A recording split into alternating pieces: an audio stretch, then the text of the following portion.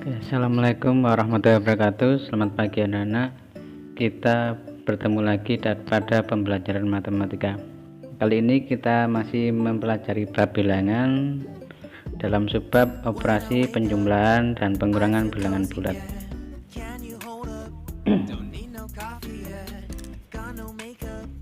Oke, sebelumnya ini saya tunjukkan garis bilangan. Ini namanya garis bilangan. Nah, semakin ke kanan suatu bilangan, maka bilangan tersebut semakin besar. Kalau semakin ke kiri, bilangannya semakin kecil. Jadi kalau saya tanya, besar mana antara 2 dan 0? Karena 2 berada di kanan dari 0, berarti 2 lebih besar dari 0. Kalau saya tanyakan antara 2 dan min 5 besar mana, maka jawabannya adalah besar 2, karena 2 berada di kanan dari negatif 5 gitu ya. Oke, berikutnya ini cara perhitungan menggunakan garis bilangan. Pertama, dimulai dari angka 0. Yang kedua, penjumlahan melangkah ke kanan. Kalau pengurangan melangkah ke kiri. Nah, tanda negatif setelah tanda operasi berarti mengubah arah langkah. Misalkan di atas ini ada negatif 2 ditambah 5. Negatif 2 karena negatif itu berarti melangkah kiri ini. Kemudian dari ujung negatif 2 ini ujung panahnya ditambah 5, karena ditambah 5 berarti arahnya ke kanan. Nah, seperti ini. Berarti titik akhirnya ini terletak di angka berapa? Ternyata terletak di angka 3, berarti hasilnya sama dengan 3. Seperti itu. Terus ini 7 itu berarti ke kanan, berawal dari angka 0 ke kanan. Kemudian ditambah, kalau ditambah itu kan sebenarnya ke kanan, tapi karena ditambah negatif berarti berubah arah ini ya, karena tanda negatif setelah tanda operasi asalnya ke kanan berubah jadi ke kiri sepanjang 3 satuan, 1, 2, 3, ketemu titik akhirnya di angka 4, berarti hasilnya sama dengan 4. Ini hasilnya sama dengan 4. Nah, seperti itu ya. Ini juga gitu. Negatif 4 berawal dari 0, negatif berarti ke kiri sejauh 4, kemudian ditambah itu ke kanan, tapi karena ada negatif berarti berubah arah menjadi ke kiri, dikurangi ditambah negatif 3 berarti 3 langkah lagi ke kiri. Ketemu titik akhirnya di negatif 7, berarti negatif 4 ditambah negatif 3 hasilnya adalah negatif 7. Paham ya? Kita masuk ke soal cerita. Misalkan Aldi mempunyai 3 pasang sepatu. Ketika ulang tahun, Aldi mendapat hadiah sepasang sepatu dari orang tuanya. Berapa pasang sepatu Aldi sekarang? Nah, misalkan kita memakai garis bilangan. Pertama, ini dapat kita tulis 3 pasang sepatu itu berarti 3. Ketika ulang tahun mendapat hadiah, kalau hadiah itu berarti kan bertambah, berarti ditambah 1. Nah, berarti berawal dari 0, 3 langkah ke kanan karena ditambah, kemudian ditambah 1 berarti melangkah lagi 1 langkah. Nah, ketemu di akhirnya adalah 4, berarti ini adalah 4 ya. Itu ya.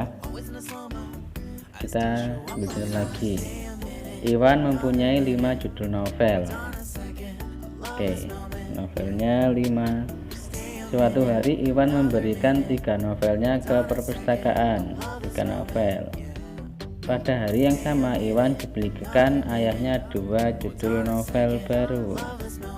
Berapa judul novel yang dimiliki Iwan sekarang? Nah, ini Pertama, kita bisa merubahnya ke sistem matematiknya 5, karena diberikan dikurangi 3 ditambah dengan 2. 5 berarti dari 0 ke kanan ini ya, sampai ke 5, kemudian dikurangi, karena dikurangi tadi berapa, melangkahnya kemana? Ke kiri sebanyak 3 kotak. 1 2 3. Nah, kemudian ditambah berarti melangkah ke kanan 2 kotak. 1 2, ketemu di akhirnya adalah di angka 4, berarti ini hasil akhirnya 4. Gampang ya langkah-langkahnya ya. Kalau positif berarti kanan, kalau negatif berarti kiri, atau penjumlahan ke kanan, pengurangan ke kiri. Berikutnya, hitungkan hasil operasi 2 dikurangi dalam kurung negatif 3 dikurangi 4 ditambah 1. Sama seperti yang tadi. 2 berarti dari 0 ini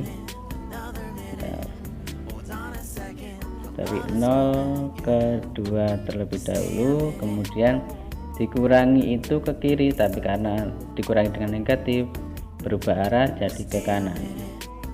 Ini sejauh 3, 1 2 3, kemudian dikurangi 4, berarti kalau dikurangi ke kiri 1 2 3 4, kemudian ditambah 1, tahu tambah berarti ke kanan 1, ini berarti hasil akhirnya pas di angka 2, makanya jawabannya adalah 2.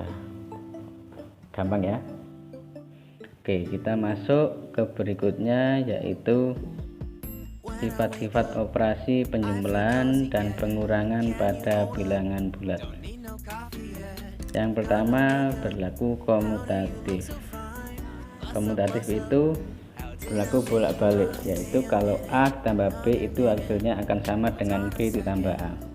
Kita ambil contoh, 3 tambah 4 itu 7, akan bernilai sama dengan 4 ditambah 3, sama-sama 7 ya, benar sekali. Sifat yang kedua ada asosiatif. Asosiatif itu pengelompokan ya.